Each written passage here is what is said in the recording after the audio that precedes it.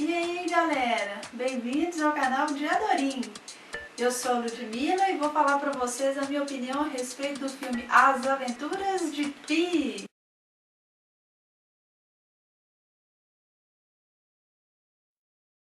I was sitting in this coffee house, and this old man at the table next to me struck up a conversation. He said you had an amazing story. Let's see then. Where to begin? I was born and raised in one of the most beautiful places on earth. It was a time filled with wonder that I'll always remember. But when my family chose to move our zoo halfway around the world, that is when my greatest journey began.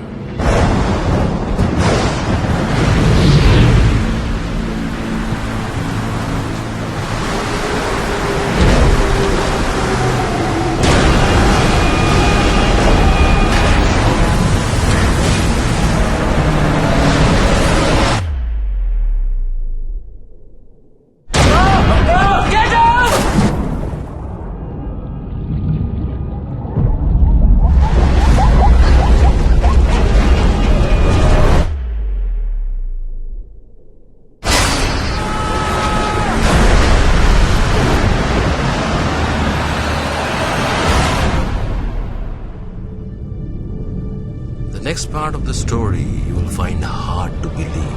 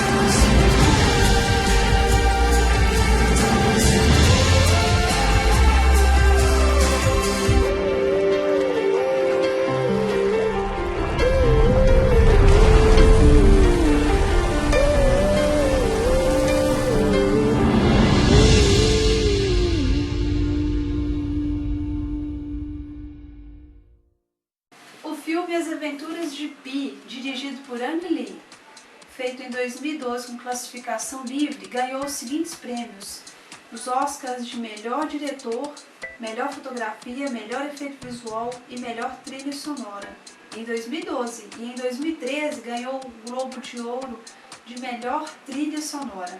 Um detalhe interessante do filme foi que quando o pessoal responsável pelos efeitos especiais foram receber o Oscar, eles resolveram protestar com relação às condições que até então os profissionais dessa área trabalhavam. E nesse momento o apresentador ele decidiu cortar o que o pessoal falava, colocando no meio a trilha sonora do filme O Tubarão, encerrando assim aqueles protestos. To David Womark, Mike Malone, and Tommy Fisher for making a wave tank that kept us from having to go out to the real ocean. And John Kilkenny for inviting all of us to the party in the first place. To my family for all the sacrifices they made. Gabrielle, I love you so much. To my children, Christopher, Thomas, Alexander, and Samantha, thank you for inspiring me every day. To my mom and dad, thank you for telling me I could do any crazy career choice I wanted. Finally, I want to thank all the artists who worked on this film for over a year, including Rhythm and Hughes. Sadly, Rhythm and Hughes is suffering severe financial difficulties right now. I urge you all to remember. Outro detalhe interessante do filme é que houveram especulações sobre a história das Aventuras de Pi ter sido plagiada de um escritor gaúcho chamado Moacir Scliar, que ganhou vários prêmios internacionais, até chamar a atenção por um outro motivo. O livro Life of Pi, ou A Vida de Pi, como foi batizado aí no Brasil, foi lançado em 2001. Mais ou menos um ano depois, o jornal britânico The Guardian fez uma reportagem dizendo que o autor Ian Martell havia plagiado um escritor brasileiro, o gaúcho Moacir Scliar. O brasileiro Max e os Felinos conta a história de um jovem alemão, também sobrevivente de um naufrágio, que fica num barco no meio do oceano com um jaguar. Scliar morreu em 2011 e nunca quis processar Ian Martell. Basicamente, ele dava a ideia seguinte, que o que ele quis fazer foi aproveitar uma boa ideia estragada por um mau escritor brasileiro, né? Quer dizer, é uma coisa ofensiva da qual ele veio a se arrepender, e no próprio prefácio do livro tem um agradecimento à minha pessoa. No Canadá, numa entrevista pela internet, o autor de A Vida de Pi disse que se baseou numa crítica sobre Max e os felinos, e não no livro em si, e que as histórias são muito diferentes. Eu faço um agradecimento a Moacir em A Vida de Pi por ter sido a semente dessa ideia, afirma Martell. Pessoal, se vocês não querem escutar spoiler, agora, pessoal, eu vou falar para vocês a minha opinião a respeito do filme. O filme conta a história de uma família que vivia na Índia e tinha um zoológico. Essa família, financeiramente, ela precisou se deslocar, ela precisou sair da Índia e ir para o Canadá, porque não deixou de ser economicamente viável para ela viver na Índia, já que o governo havia deixado de manter a questão do zoológico. Então, nessa trajetória em direção ao Canadá, o navio naufraga, sobrevivendo apenas Pi Piscine, filho dos donos do zoológico. E o que acontece em seguida é que ele fica sozinho num barco, junto com 4 animais, um tigre bengala, chamado Richard Park, um orangotango, uma hiena e uma zebra. E na sequência, ele se vê perdido no Oceano Pacífico. E aí ele vai encarar os piores momentos da vida dele. Mas como que ele vai fazer para driblar ele vai conseguir driblar esses conflitos que vão acontecer na sequência? O que eu falo aqui é que durante esses momentos ele passa por dificuldades assim, sem medidas, mas o filme ele tenta mostrar a superação e o resgate dos valores humanos.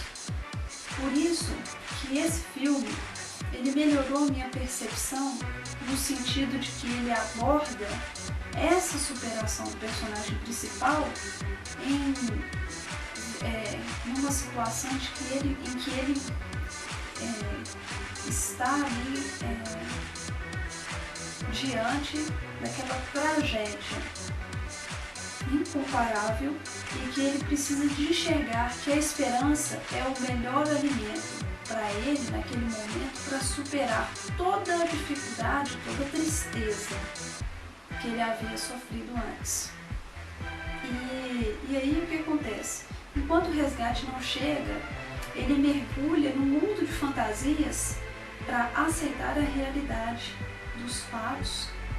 E por meio da história, o personagem, e vocês vão perceber, né, assistindo o filme, o personagem que faz uma alusão a Deus. Quando ele transforma aquele momento deprimente pelo qual até então ele passava,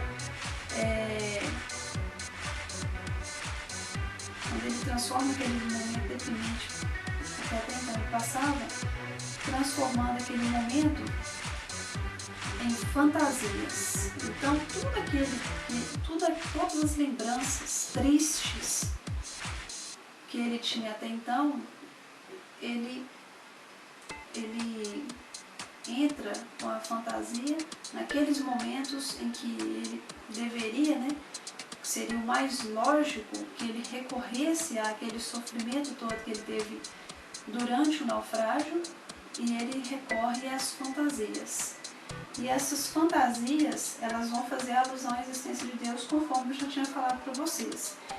E o que eu gostaria de também falar é que o filme ele toca no subconsciente do público, porque ele mostra que a realidade é nua e crua, mas que às vezes é melhor viver uma fantasia bem contada do que viver sofrendo os fatos cruéis e frios da realidade.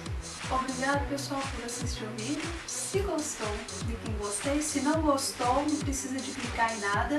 E eu só gostaria de falar que esse vídeo foi uma solicitação de uma disciplina minha da faculdade chamada em Conhecimento e Saber, da professora Leonor Natividade. Obrigado, galera!